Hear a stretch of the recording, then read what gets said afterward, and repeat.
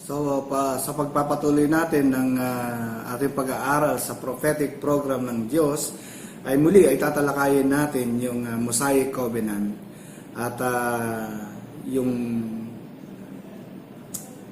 pangako ng Diyos sa Israel to be a kingdom of priests. Okay, nung iwan ng Israel ang Egypt, kasama nila ang Diyos. Pakinggan natin yung Exodus 19 verse 4. Ye have seen what I did unto the Egyptians, and how I bare you on eagle's wings, and brought you unto myself. Okay, so nung ilabas ng Diyos ang Israel sa Egypt, na-witness nila yung kapangyarihan ng Diyos. Na naranasan din nila yung protection na ibinigay ng Diyos sa Israel laban kay Pharaoh at sa kanyang army. Okay, now pakinggan natin yung Exodus chapter 16, 12 to 15. Ano yung mga bagay na ginawa ng Diyos para sa Israel? I have heard the murmurings of the children of Israel. Speak unto them, saying, At even ye shall eat flesh, and in the morning ye shall be filled with bread, and ye shall know that I am the Lord your God. Okay. And it came to pass that at even the quails came up and covered the camp, and in the morning the dew lay round about the host. And when the dew that lay was gone up, behold, upon the face of the wilderness there lay a small round thing, as small as the hoarfrost on the ground. And when the children of Israel saw it, they said one to another, It is manna. For they wist not what it was. And Moses said unto them, This is the bread which the Lord hath given you to eat. Sa Exodus 15, And the people murmured against Moses, saying, What shall we drink? And he cried unto the Lord. And the Lord showed him a tree, which when he had cast into the waters were made sweet. There he made for them a statute and an ordinance, and there he proved them. okay. Then sa Exodus chapter 17 verse 6. And the Lord said unto Moses, Go on before the people, and take with thee of the elders of Israel, and thy rod wherewith thou smotest the river, take in thine hand, and go. Behold, I will stand before thee there upon the rock in Horeb, and thou shalt smite the rock, and there shall come water out of it, that the people may drink. And Moses did so in the sight of the elders of Israel. Okay. Then sa Deuteronomy chapter 29 verse 5. And I have led you 40 years in the wilderness. Your clothes are not waxen old upon you, and thy shoe is not waxen old upon thy foot. Okay. So doon sa mga verses na or mga passages na nabasa natin or napakinggan natin, ang Diyos ay nag-provide para sa Israel nung sila ay nasa wilderness. So miraculously ay binigyan ng Diyos ang Israel ng kanilang mga pangangailangan. Nagpadala siya ng manna, yung tinatawag na bread from heaven, ganun din mga pugo o quails, at ganun din sa mga bato ay may mga lumabas na tubig para sila ay makainom. Ganun din yung kanilang mga damit at mga suot na tsinelas o sandalyas ay hindi rin naluma. Actually, ilang years yun, around 40 years yung tinakbo ng kanilang paglalakbay ay sinasabi rito yung kanilang damit at mga sandals ay hindi naluma. So, ang Israel, kasama nila ang Diyos sa bawat hakbang na ginagawa nila. At kahit na gano'n, nagpapakita ang Diyos ng provision sa kanila at ng mga miracles, yet ang mga tao ay patuloy na naging mareklamo at hindi sila nagtiwala sa salita ng Diyos. At dahil doon sa katigasan ng ulo ng Israel sa pagiging reklamador nila, umabot tuloy ng 40 years yung paglalakbay nila bago sila makapasok sa promised land. So yung generation na nag-doubt sa Diyos hindi na sila nakapasok sa Promised Land. Nangamatay na sila. At nakapasok sa Promised Land ay yung mga bata nung lumabas sila sa Egypt. So, yung mga sumunod na generation na, yun nakapasok sa Promised Land. At bago mangyari yon, sa pamamagitan ni Moises, gaya nung nabanggit do sa nakaraang video natin, ay binigay ng Diyos sa Israel ang kanyang law, ang kanyang statutes at judgment. Okay? Sa Leviticus chapter 20, verses 22 to 26. Ye shall therefore keep all my statutes and all my judgments, and do them, that the land whither I bring you to dwell therein spew you not out. And ye shall not walk in the manners of the nation which I cast out before you. For they committed all these things, and therefore I abhorred them. But I have said unto you, Ye shall inherit their land, and I will give it unto you to possess it, a land that floweth with milk and honey. I am the Lord your God, which have separated you from other people. Ye shall therefore put difference between clean beasts and unclean, and between unclean fowls and clean. And ye shall not make your souls abominable by beast, or by fowl, or by any manner of living thing that creepeth on the ground, which I have separated from you as unclean. And ye shall be holy unto me. For I, the Lord, am holy, and have severed you from other people, that ye should be mine. Okay. So, ang purpose ng Diyos sa Israel ay iset them apart. Okay? Ibukod sila from all other nation. Okay? Ibukod ang Israel sa mga Gentiles. Okay? At ang Diyos ay naggagawa ng difference between sa Israel at ng mga Gentiles. At ang Diyos ay nag-build ng tinatawag na middle wall of partition sa kanilang pagitan. Okay, so sa Leviticus 20 yan, 24 to 26. So kapag nakipag-usap ang Diyos sa tao, ito ay sa pamamagitan ng Israel. At lagi ganun ang ginagawa niya. At kung may gagawin naman siya, ay ganun din sa Israel pa rin. Pamamagitan pa rin ng Israel. Okay? So, may ilang mga passages tayo rito na nagbabanggit patungkol sa middle wall of partition na itinatag o ibinild ng Diyos. Una rito yung Exodus chapter 11 verse 7. Pakinggan natin. But against any of the children of Israel shall not a dog move his tongue against man or beast, that ye may know how that the Lord doth put a difference between the Egyptians and Israel. Okay.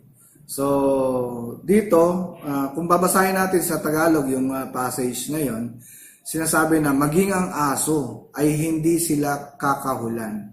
So, naglagay ang Diyos ng protection para sa Israel. Ganun din sa Exodus chapter 9, 3 to 4, makikita natin yung isang halimbawa ng middle wall of partition. Behold, the hand of the Lord is upon thy cattle which is in the field, upon the horses, upon the asses, upon the camels, upon the oxen, and upon the sheep. There shall be a very grievous murrain, and the Lord shall sever between the cattle of Israel and the cattle of Egypt, and there shall nothing die of all that is the children of Israel. Okay, so kahit ang kanilang mga alagang hayop ay nilagyan ng Diyos ng separation. So walang mamamatay na hayop sa mga alaga ng Israel. Maliban lang kung ito ay gagamitin pang offering. Okay? So sa Numbers 23 verse 9. For from the top of the rocks I see him, and from the hills I behold him. Lo, the people shall dwell alone, and shall not be reckoned among the nations. Okay. So sinabi, ang Israel ay mamumuhay silang mag-isa. Separated talaga sila. Hindi sila mabibilang na kasama ng ibang mga bansa. Okay? Sa 1 King naman, chapter 8, verse 53. For thou didst separate them from among all the people of the earth, to be thine inheritance, as thou spakest by the hand of Moses thy servant, when thou broughtest our fathers out of Egypt, O Lord God. Okay, so pinili sila ng Diyos, ang Israel, mula sa mga bansa. Okay, sila ay gagawing special na pag-aari ng Diyos. Okay, sa Deuteronomy chapter 40 naman, verse 2, pakinggan natin. For thou art an holy people unto the Lord thy God, and the Lord hath chosen thee to be a peculiar people unto himself, above all the nations that are upon the earth. Okay, so tinawag silang chosen, peculiar people. So, yun ang kalagayan ng Israel nung nag-build ang Diyos ng middle wall of partition. Okay? Yun ang nag-separate sa Israel at sa mga Gentiles. So ang kalagayan ng mga Gentiles nung unang panahon, eto naman, sila ay hiwalay sa Diyos, hindi kabilang sa bayan ng Israel, hindi sila saklaw ng covenant at pangako ng Diyos, nabubuhay sa mundo ng walang pag-asa at walang kaugnayan sa Diyos.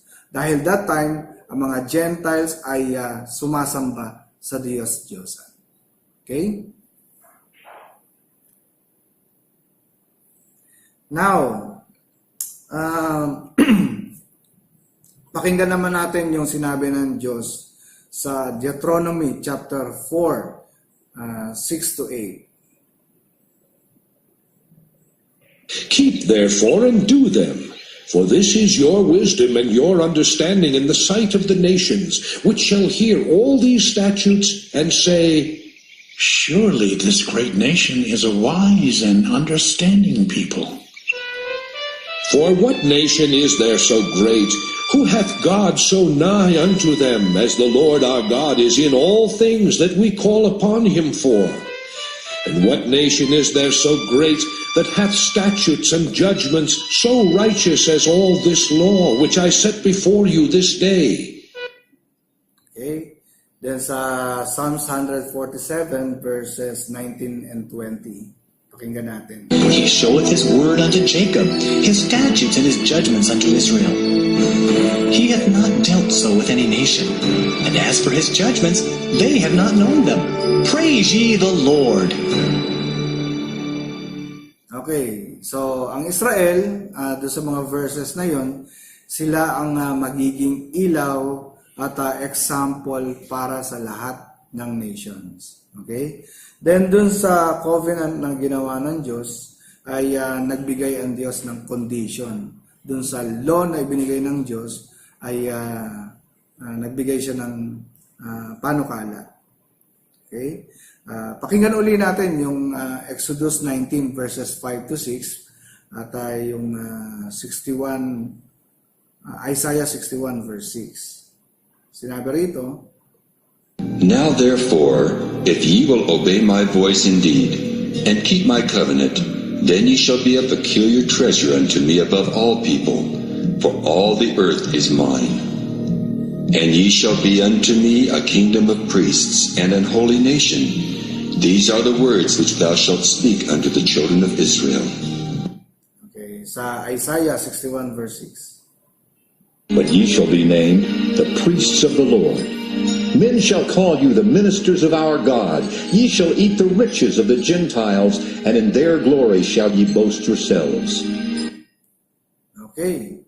So, under the law, sabi ng Diyos, if ang Israel ay mag-o-obey, God will bless them sa land na ibibigay sa kanila ng Diyos. At sila ay magiging kingdom of priests at magiging holy nation.